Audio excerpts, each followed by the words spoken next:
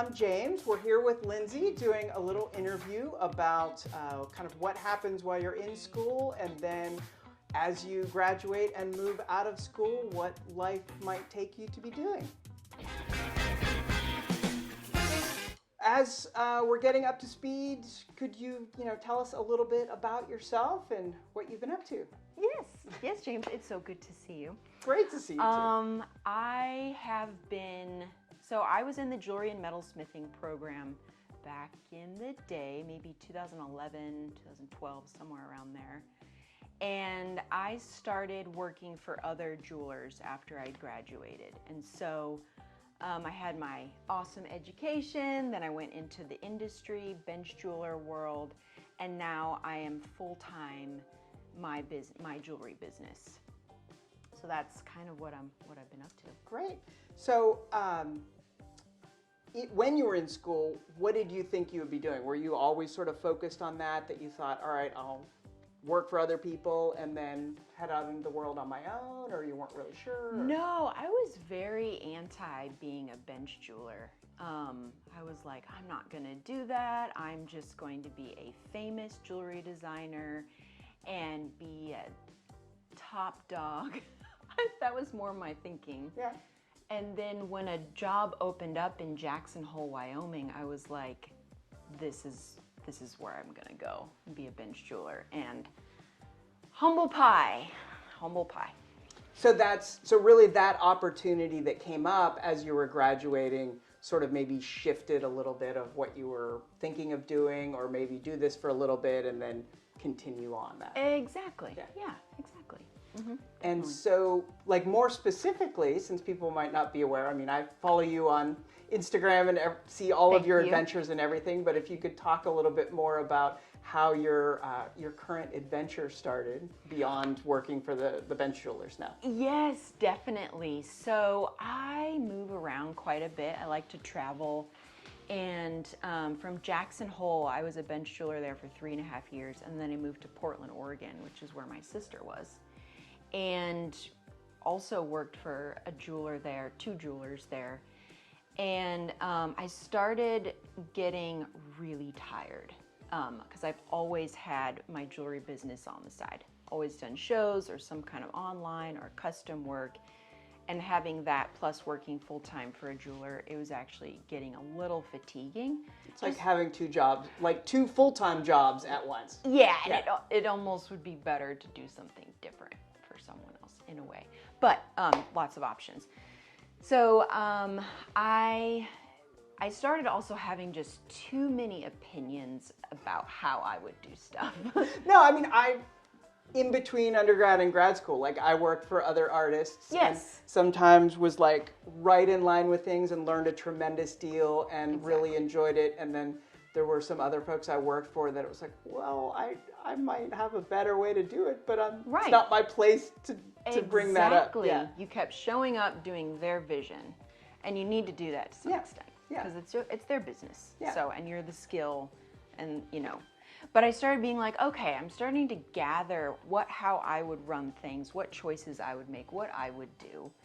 And during COVID, actually, I started saving for my camper trailer, which is a side note, but also that's a big part of what's going on now. It's a big note.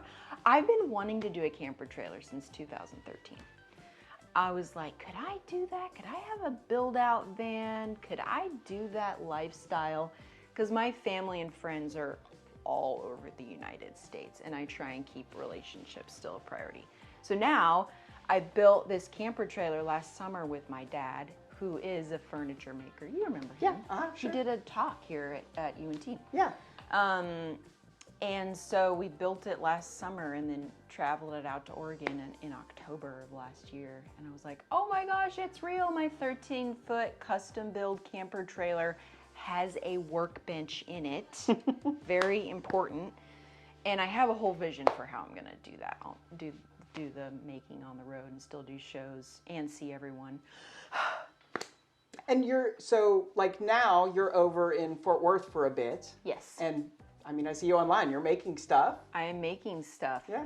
My family's very entrepreneurial. Yeah. So my cousin, who I'm living with, and his wife, they're both entrepreneurs. She has a coffee shop, and he is a creator, is what he calls himself. But he's also very engineering mind, like you. Mm-hmm. He wants to make things, have a vision. And so he built this Airbnb with a garage underneath. And so I set up in the garage. It's perfect. Great. And yeah. So you're there for a bit of time until you travel till end again? of April, okay. And then I've got shows in Colorado through October. Okay. So some of the travel is determined personally, and then some of it is based on like financial or professional opportunities, like shows where you're selling your work and things like that. Correct. I'd say mostly it's where I have relationships, and then I do shows kind of based on, and the weather. Mm-hmm, sure. Oregon is so wet. And being in a camper trailer where the wood was buckling, that was not ideal.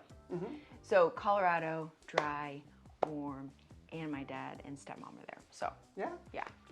And do you have like a bigger plan, or it's sort of like this plan is just started and you're just gonna see how it runs and see how you feel with it, or it's not like, oh, in exactly 5 years from now I will shift and do this or something? Right. I have a bigger plan that I don't talk about much. Well, you don't have to share if it's too private. It percolates. Yeah. But I listen to a lot of how I built this, mm-hmm. and a lot of, like, I have a mentor through SCORE. Mm-hmm. Sign up for SCORE. Wow. And people who talk a big game is, I want to have a bigger game eventually. But this year being full-time, I'm more of an experimenter, mm-hmm. I would say.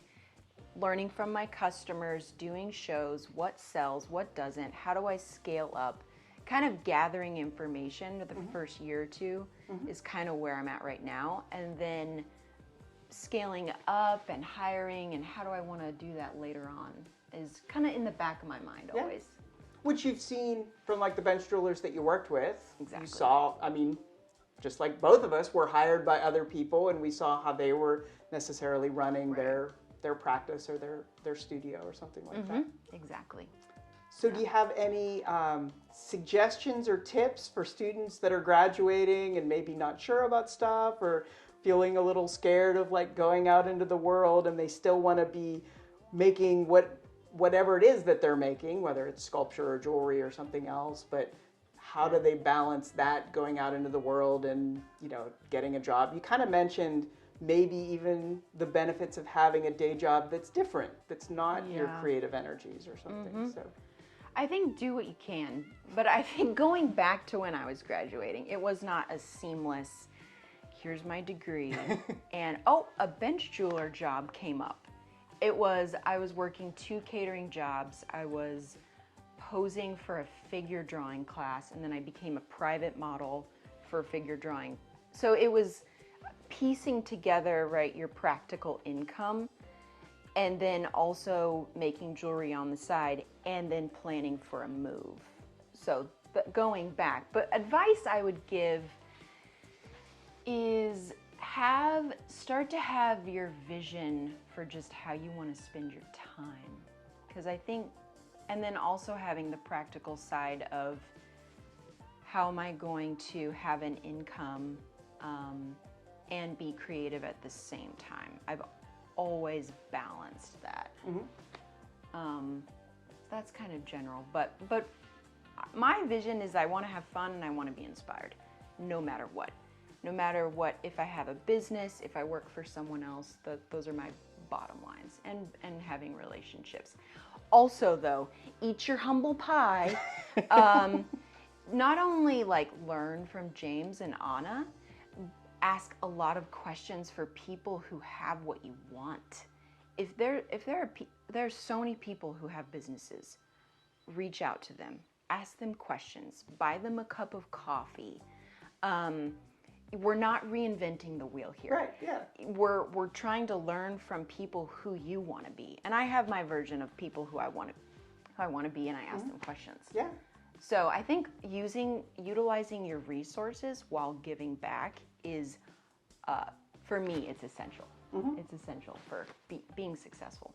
Well, and it's been, I can't believe it's been that long, but it's been so exciting to like be in touch and see how your path has evolved and grown, and I just thought it was a really inspiring story that we could take a little bit of time to just record and share with other students that, you know, they may not do exactly what you're doing, but get some ideas and certainly some inspirations and some successes from you or where they are and where you are now. So thank you so much for the time and setting up and doing this. My pleasure.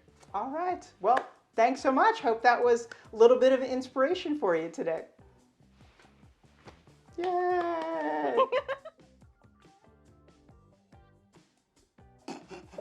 Keep us on track, I guess. Keep us on track. All right. Okay, I'm ready. Ready. Have you been recording this whole time? Yeah, because you're Okay. We'll have some outtakes. All right, so I'll do a quick little blurb and then stop. If you enjoyed this video, please be sure to hit that subscribe button so that you can hear from me when I post future videos. Thanks for stopping by.